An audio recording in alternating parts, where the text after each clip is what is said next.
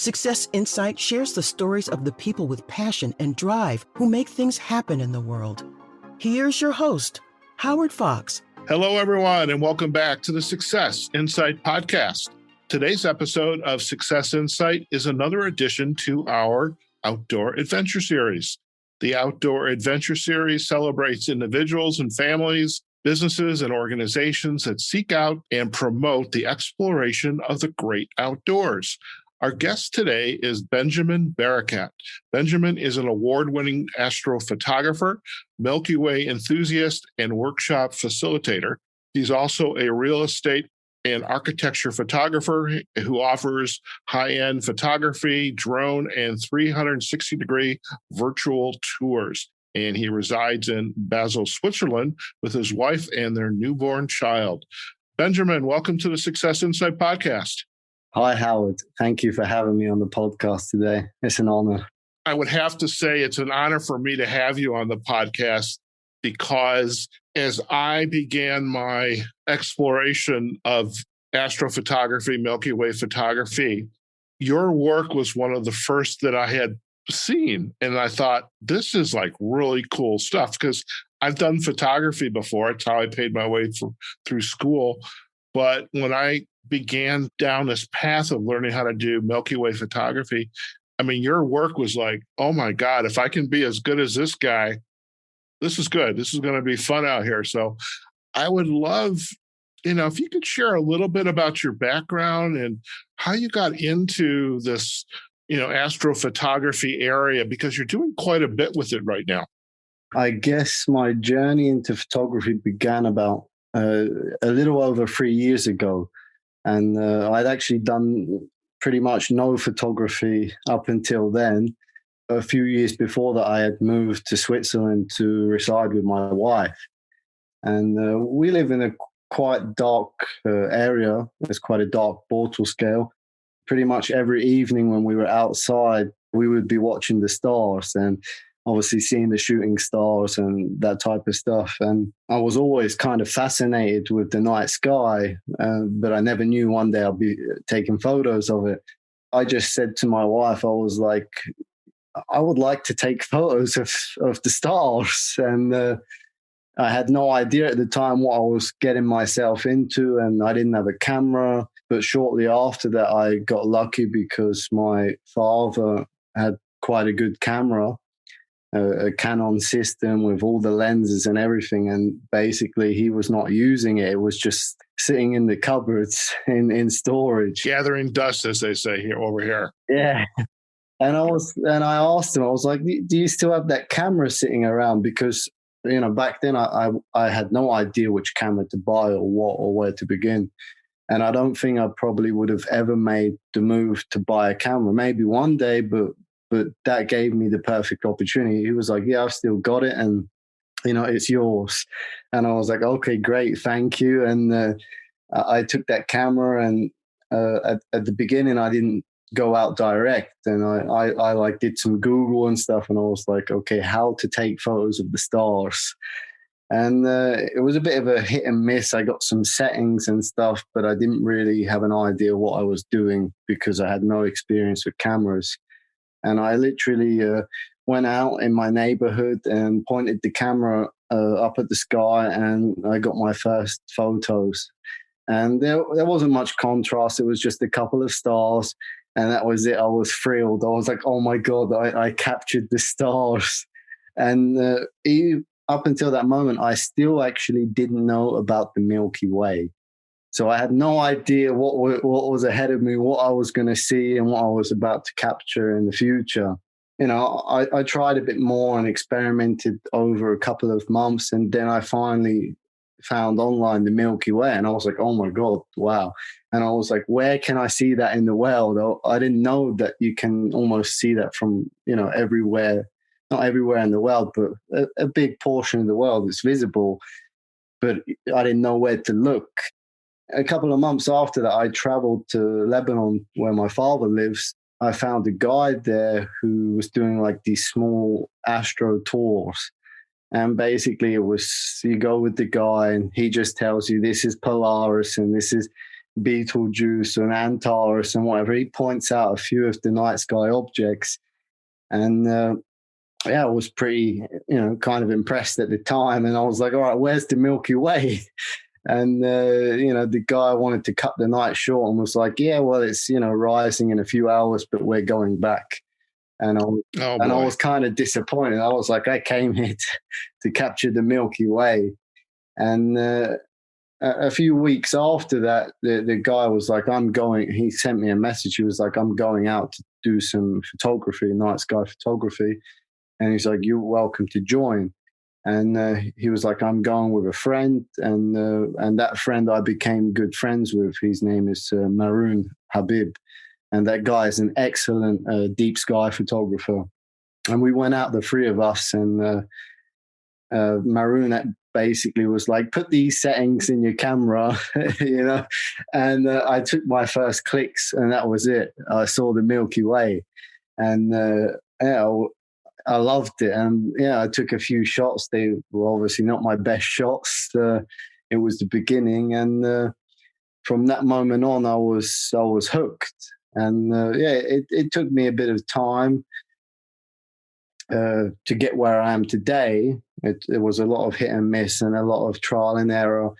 And I would say, about 6 months after that, I bumped into, on social media, I actually made contact to Ralph Rothner, that's Sky Pointer 2000 on Instagram. Sure, Ralph. And he was previously on your podcast. And I reached out to Ralph, and, because I saw he lived in Switzerland too. He's in Zurich, so it's an hour away from me. And I was like, maybe he wants to go out. I don't know anyone here in Switzerland, and I especially don't know anyone in astrophotography. And Ralph was super friendly, and he was like, yeah, sure, let's go out. And then we met, and that was the beginning of also a great friendship. And I like to often say that Ralph is my mentor, because pretty much a lot of the stuff I learned and how I got to where I am today, I wouldn't have been able to do that without Ralph. And I went out this first night with Ralph, and honestly, it was, Chinese to me. I didn't understand anything what he was telling me. And it was too much information to take in for the beginning, And I took some images, and they were all right, but they still weren't any better. And eventually he advised me. He was like, you should buy a sky tracker. That is the next step, Sure. And he was like, you should track and you should stack. And I was like, I don't know about that, but I decided to buy the tracker. In fact, my wife actually gifted me the tracker for my birthday, because that's nice. I couldn't make the decision to buy one or not, and she just bought me it. The bad thing about it was I got that tracker and I did not touch it for almost a year. Really? Why? Yeah. So basically, 6 months after I'd begun Astro, I got this tracker, and then the next year, that tracker just sat in its box. And I tried to set it up, and I went out with Ralph, and he showed me how to do it, and I just couldn't get it. I just didn't want to understand. I was overthinking and thinking, I can't do this, and it's too complicated, and so on, and so I left it. But then I practiced more my Astro, working with single images and this stuff. And, I eventually learned to process better. And that was obviously another thing to tackle in the beginning, is not only to learn photography, but learn how to use Photoshop and Lightroom and so on. And I was like, I have no idea how to use any of this. That's where I'm at right now in my work is, I bought the tracker. I bought a Move Shoot Move, which is just a little device. It's fits nicely into the case. But, once you get that first image, you're kind of hooked. It's like, okay, at least the way my head works, how can I get better at this? And then, there's the tracker. There's, as you were saying, the Photoshop, Lightroom, and all the other. And you suddenly realize, I think, Benjamin, you're on a journey and there's no going back. Yeah, of course.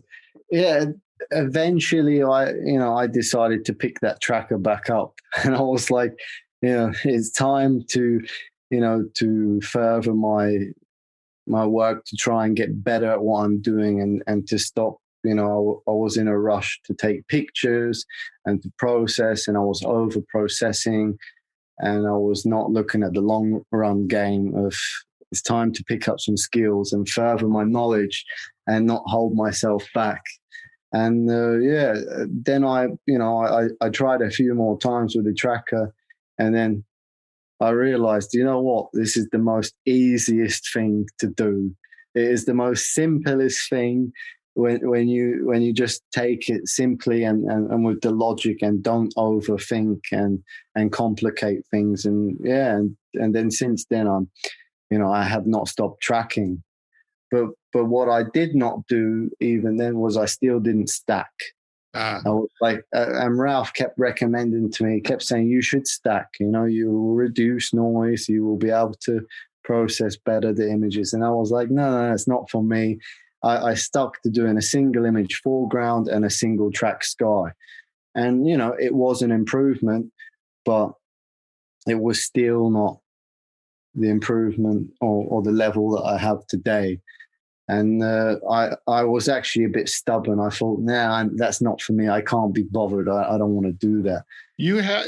I gotta stop you for a second, Benjamin. In the coaching world, we have this thing called limiting beliefs. Okay, limiting beliefs, and that is, no, I can't. And what I love, obviously, is, yes, I can do this. And when did you decide, like, you gradually got into photography, you bought the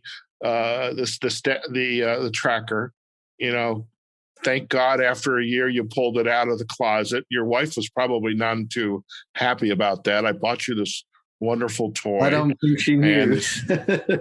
Oh, okay. Well, she does now. And so, definitely the gradual nature of, your skills are we're going to share a lot of a number of your shots with our listeners, but your skills are very good. And what was that next insight that you had? Like, something, I am going to try to do the stacking. At some point, there's only so many single tracked, shots we can take, and we do want to make those better. When did you start? Yeah, so it was, I would say it was about around 1 year. Okay. So, me and Ralph went out quite a few times, but not that much in the beginning, We first went out a couple of times, and then there was a big gap. We didn't see each other for some time. And then, I started to push more contact with Ralph, like, come on, let's go out. And I think Ralph was more the lone wolf back in the day. He liked to go out by himself. And sure, I liked Ralph. I was like, he's a really nice guy and down to earth and easy to shoot with. And I pushed it. I was like, I want to shoot with Ralph and not anyone else. And eventually I pushed it, and we started to go out a bit more, especially last year, at the start of last year, with the Corona time. It was like it began with the lockdowns and all that. And it actually turned out to be the perfect opportunity, because I was actually made jobless at the time. And Ralph had a lot less work due to he's a pilot, so he could not be flying that much. And that gave us the perfect opportunity to start going out more. And so we started to go out quite a bit. And then we made the decision to do a 1 week tour of the south of France. And we covered about 3,200 kilometers in actually 4 nights. And we shot everywhere, all over the south of France, even up towards the center of France as well. And it was, we didn't give it a name at the time. We just said we're going, but I call it the Astro Summer Tour. And I was like, that's going to be the new thing. I'm going to make sure Ralph comes with me, that we go every year on a summer Astro tour. that we make a trip. And during that tour, it was actually in June last year, we did that tour and we went out, and then I said to him, I was like, I am going to begin to stack now. I was like, I want to take multiple exposures. And there was not anything to learn. The only thing to learn was just to take more exposures of the same thing I'm doing. And of course, I didn't have an idea. I was like, how do I stack? It turned out it was actually very easy and a very easy thing to do. And Ralph showed me that too. And from that moment on, I never went back. I mean, if I'm shooting, in the dark night, a foreground, I will definitely stack. There's no doubt about it. I cannot not stack. And the sky, of course, also I like to stack too. But if I ever did shoot a blue hour foreground, then I might skip stacking because I think the image would be exposed enough at a low ISO, and there's no need to reduce any noise. But yeah, I definitely can't go back anymore since then. Once you learn, I'm at the point now as I'm starting to stack. I'm not good. I'm just getting into the Adobe Photoshop now. So I have my stacking program. I use, it's called Deep Sky Stacker. I know there's a couple others. But what I love about your story, Benjamin, it's kind of gradual baby steps. And at some point you reach this point internally for you. It's like, okay, I'm ready to do this. I'm ready. It's kind of like there's just a lot going on in our heads, so to speak. And at some point you just make a decision, I'm ready. And you just go and start doing it and you realize this is great. And then you never go back. I love that. Yeah, exactly. How does your wife feel about this hobby of yours? Obviously with the new baby, there's a lot of time devoted to, taking care of your little girl. Has she joined you in any of these outings, or is it pretty much solo for you? Or, maybe perhaps you go out with Ralph? Well, actually, in the beginning, in the first year, she did join me on a few nights. And I got some pictures of us under the Milky Way, actually in Lebanon. And then after that, we did a few trips together. I did a holiday somewhere here in the Alps, and she came to, we made a family trip with our dog back then. And I had a plan of a shot to shoot the glacier. And basically it involved around a 6.5, 7 hour hike. And wow. I basically dragged her along, and we did this 7 hour hike, and she carried all the camping gear and the food, and I carried all the camera equipment. And it was beautiful, we hiked, we took a cable car on to the top of the mountain, and then from there we had to make our descent and then back up again to get into this the perfect location so that I could capture the glacier with the Milky Way. Wow. And I was a bit, I didn't have a lot of knowledge back then, but it worked out. I got lucky. I got my shot. It wasn't the perfect shot, but it was a nice shot, and it was a great experience. And we got there, and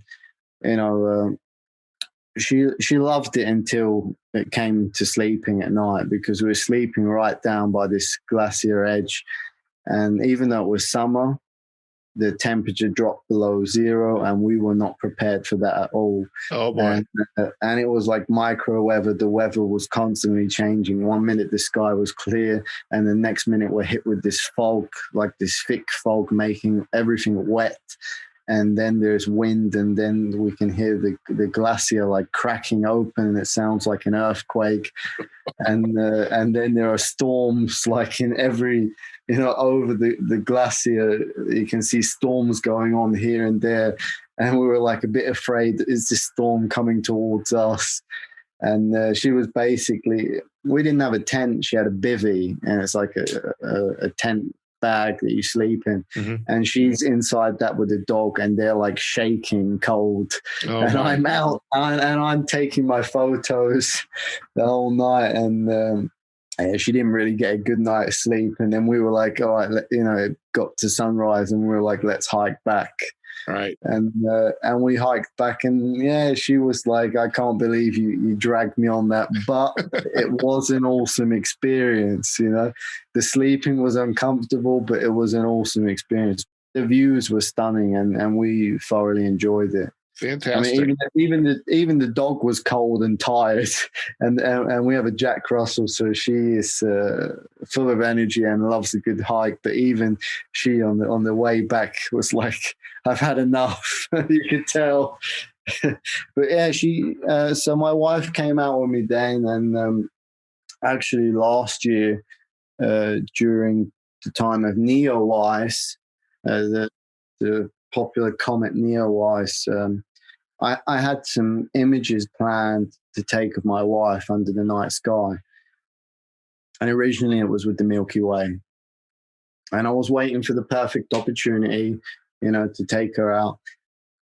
And then it hits on the news. There's this comet Neowise. And I was like, okay, that looks cool. And I was like, I still didn't have that much knowledge about astronomy and things that are going on in the night sky. And I was like, oh, I can't believe I missed it. And I didn't. And then the next day comes, and someone posts again, and they're like, they took that last night. And I was like, what's going on? I don't understand. Someone said they took it a few days ago, and now someone took it yesterday. I was like, how is that possible? But I didn't realize this comet was staying for more or less a month. And then that was it. When I figured that out, I need to go out. And we went out and we witnessed it. And we were both thrilled and excited to see it. And literally at that time, we had just found out a month or two before that she was pregnant. And so we kind of made a wish, to Comet Neowise and this stuff for positive things and that, and about the baby. And then I made the decision. I was like, I want to take a picture of you with the comet, like pointing up towards the comet.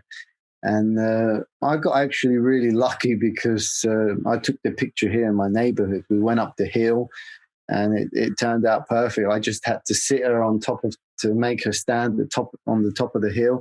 And I went down the hill with the car, and then put on a long focal length and captured her as a silhouette, which I also had no experience with doing silhouette photography.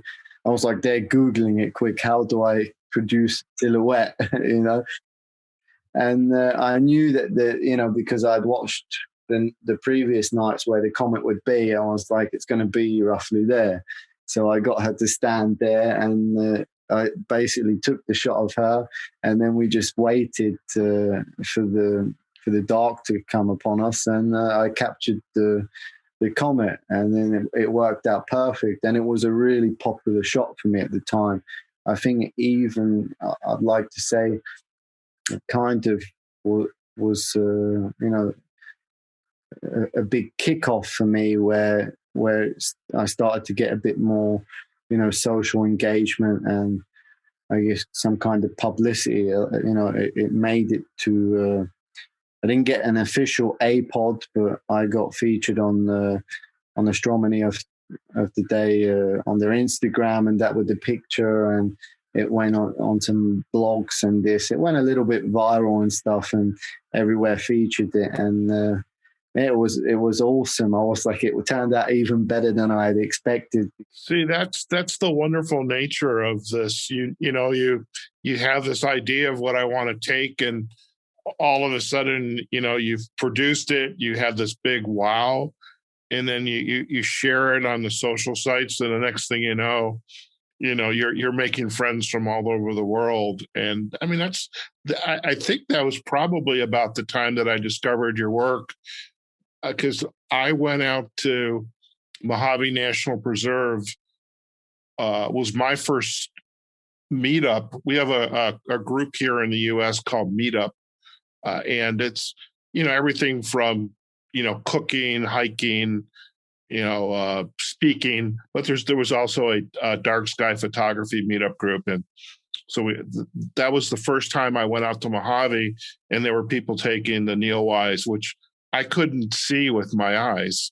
But if you had the long exposure, you got it. And so that was probably about the first time I think I began to notice your work as well. Now, I've got a couple questions, Benjamin.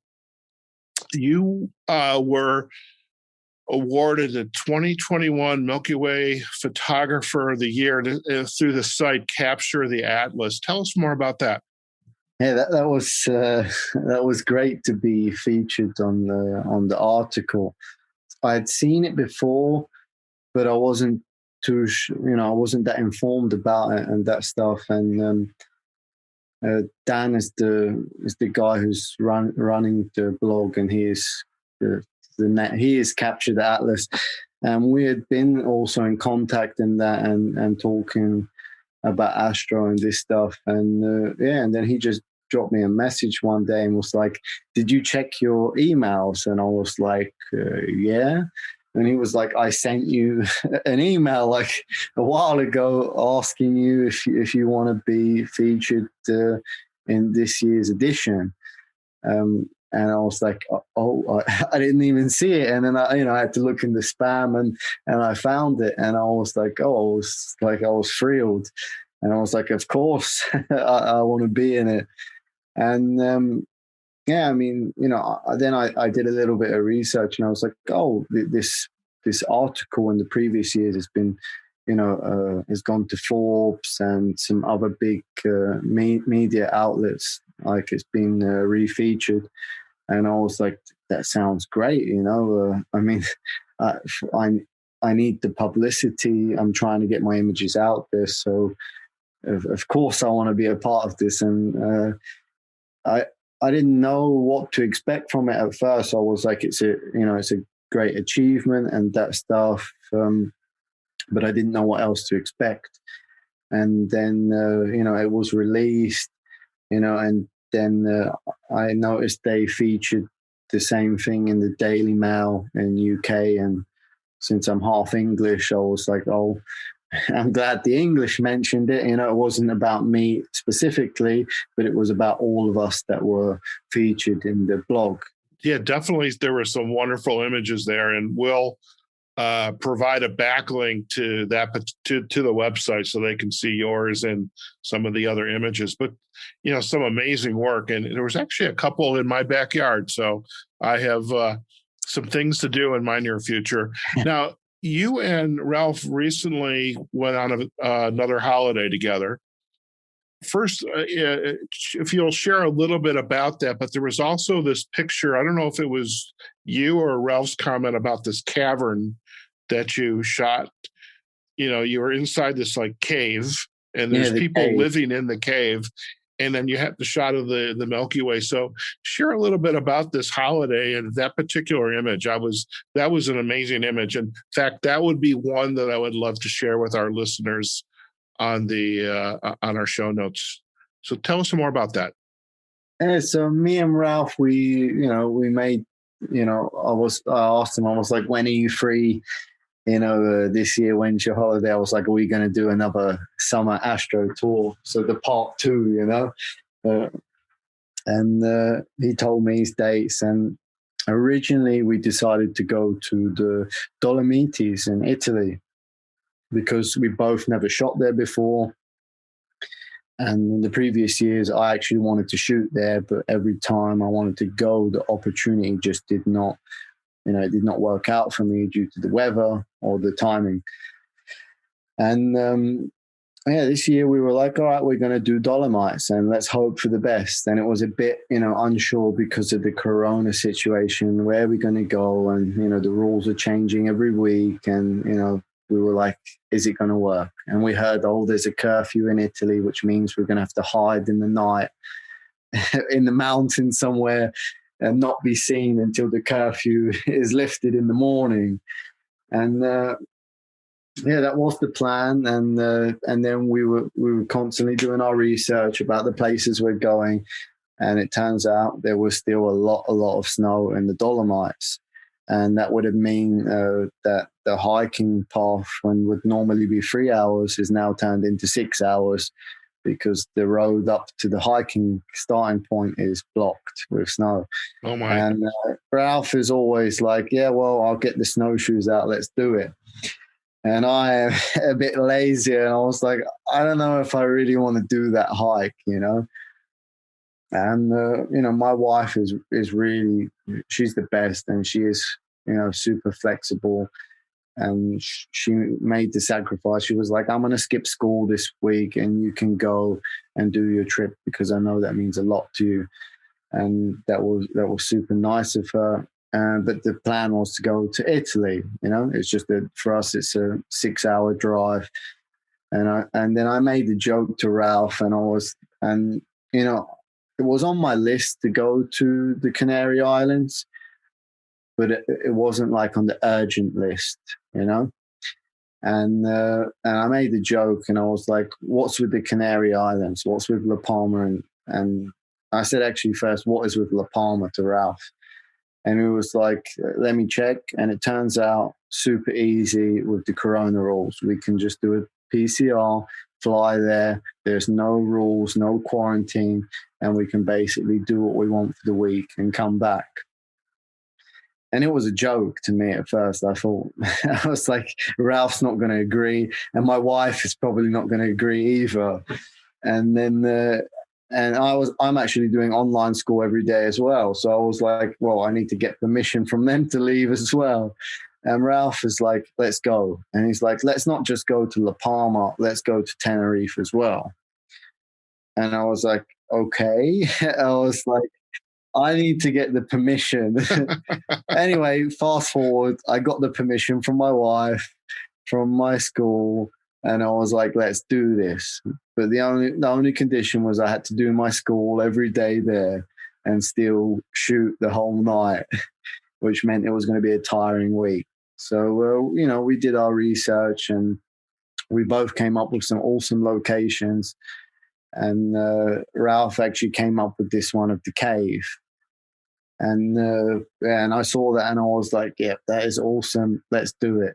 And we flew down to La Palma first, and we were lucky because the first night was forecasted clouds, but as the night began, it was actually not cloudy.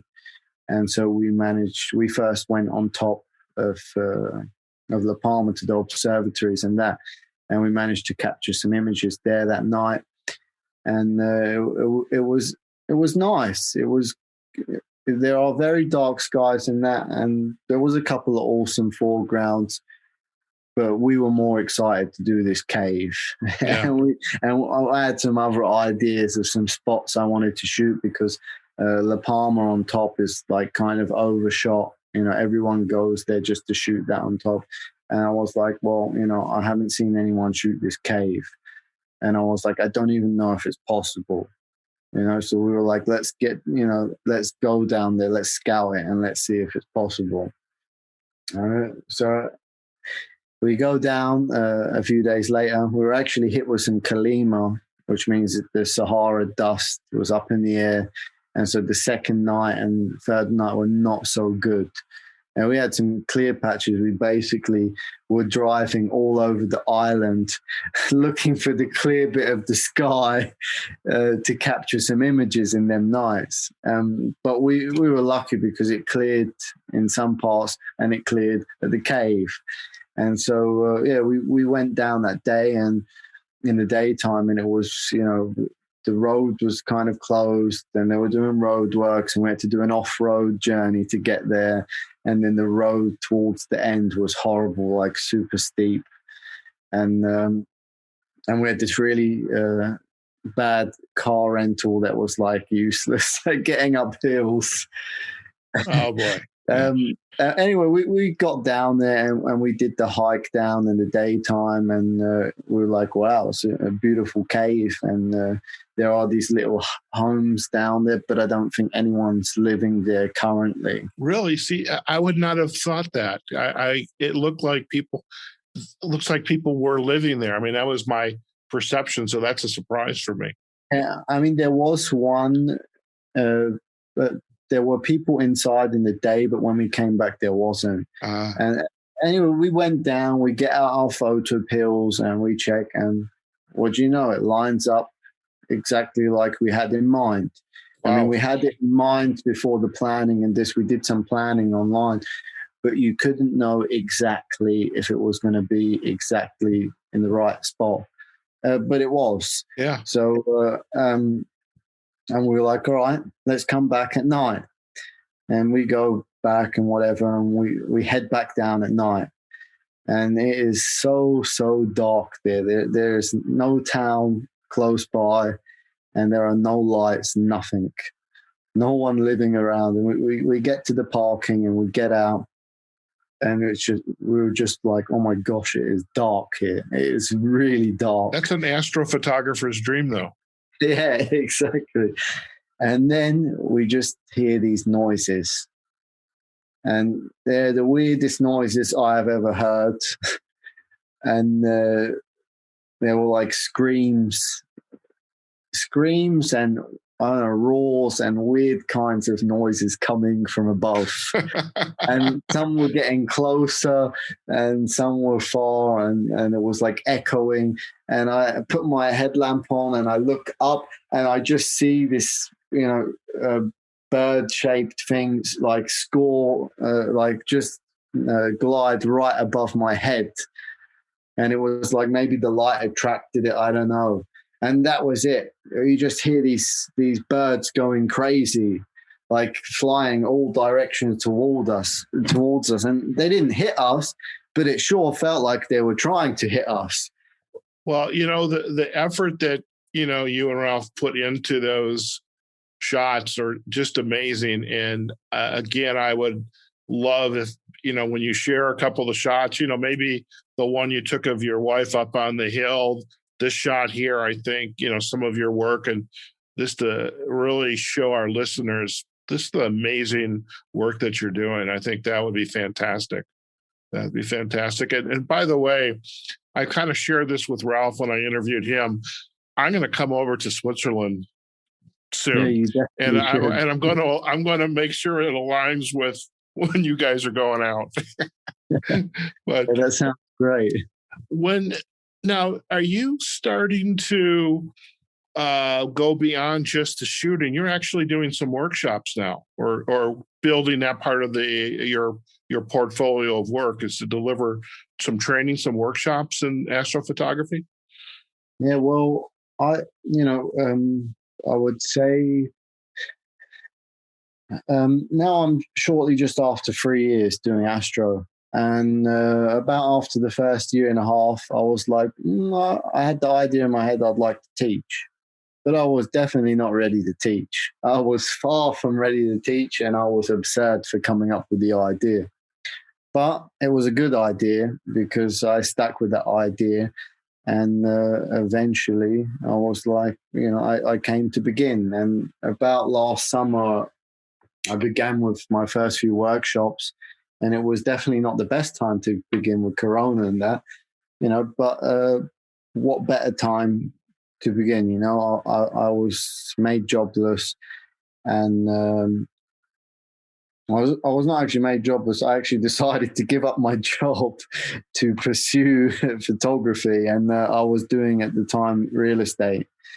And then when it got a little bit strict with the rules to Corona and that, I was like, I will cut down with the real estate and wait for things to be a bit better with the situation.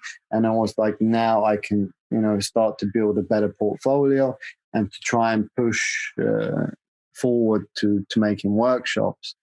And I would say that really at the start of this year, it began to begin, and I started to get a lot more requests, and I started to plan a lot more workshops. And I'll say I'm still, in the beginning phase, but I'm definitely doing quite a few, and I love to do it because I get to spend a night out under the night sky. Whether I'm shooting or not, it doesn't matter, but teaching others is a good sense of purpose that I can share something And now that I actually did begin doing it, I'm like, now for me, I feel like it was the right time, because I feel like I definitely have a lot, to offer. I might not have everything to offer, but I can certainly teach anyone else to do what I'm doing. And that's what I'm offering everyone. Sure. Well, that's the beauty of this passion, Benjamin, is, you set out to learn, this type of photography. It was, you start with baby steps. You've little by little, you're accumulating knowledge and skills, and you're able to share that now with, perhaps even people like me. And even if you don't know everything, people who do know, and so you have other resources to go to. And I know from looking at the outdoor magazines, Outdoor Adventures, this whole idea of photography, nighttime photography, dark sky. I mean, it's becoming increasingly popular, and we all have cameras that are now pretty capable of taking these kinds of photos. And luckily, there's folks like you who are able to take,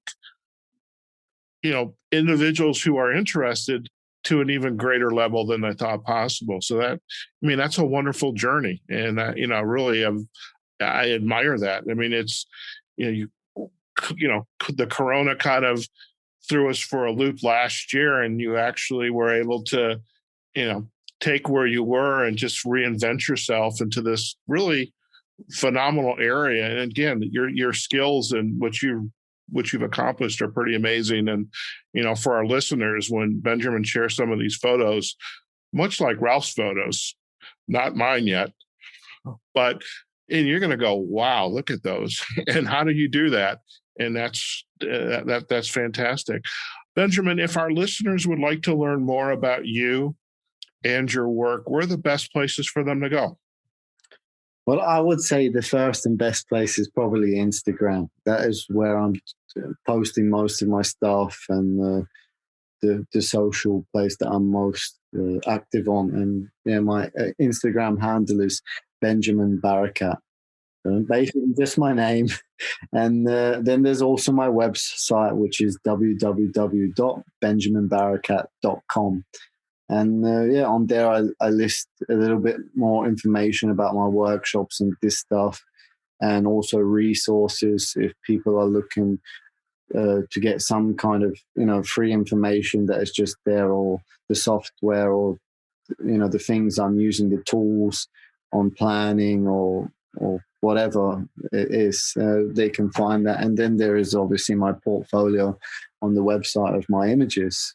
Fantastic. Well, we will definitely provide the backlinks to your website and to your Instagram page. And it's been an absolute pleasure to have you on the Success Insight podcast in our outdoor adventure series.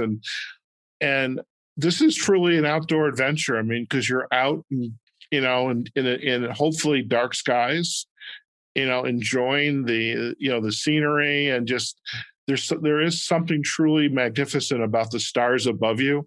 And the fact that even though the Milky Way is there, we can't really see it until we use that camera. And if we know how to use it, it's what we come back with is just truly amazing. And again, your shots are testament to what's out there, and being able to share that with people like me, all the way out on the other side of the globe. So, Benjamin, it's been a pleasure. Thank you so much for joining us on the Success Insight podcast and the Outdoor Adventure Series. Yeah, it's been a pleasure, Howard. Thank you very much for featuring me on the podcast.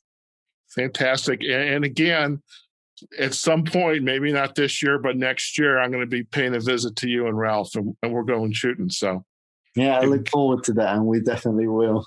You got it. All right, folks, we have just been chatting with Benjamin Barakat. Benjamin is an award-winning astrophotographer, Milky Way enthusiast, workshop facilitator. And, as we've shared, he resides in Basel, Switzerland with his wife and their newborn child. And he's actually good friends with Ralph Rohner, who was also on our podcast a few months ago. And really, his work is just truly amazing. And I am excited to share some of this with you in our show notes. And of course, we're going to provide the backlinks to his website and Instagram page as well. Do let us know what you think about today's podcast when you visit us on successinsightpodcast.com. We're also on LinkedIn and Facebook, our Success Insight podcast pages. You can find us as well on the major podcasting platforms, Apple Podcasts, Google Podcasts, Amazon Music, and especially Spotify, where we actually have a playlist that's devoted to our Outdoor Adventure Series episodes. And Benjamin's episode that we're just recording today will be out there in the next few weeks. Okay, folks, wherever you are, whatever you're doing, go out there, have a phenomenal day. Hopefully you've got some dark skies around you.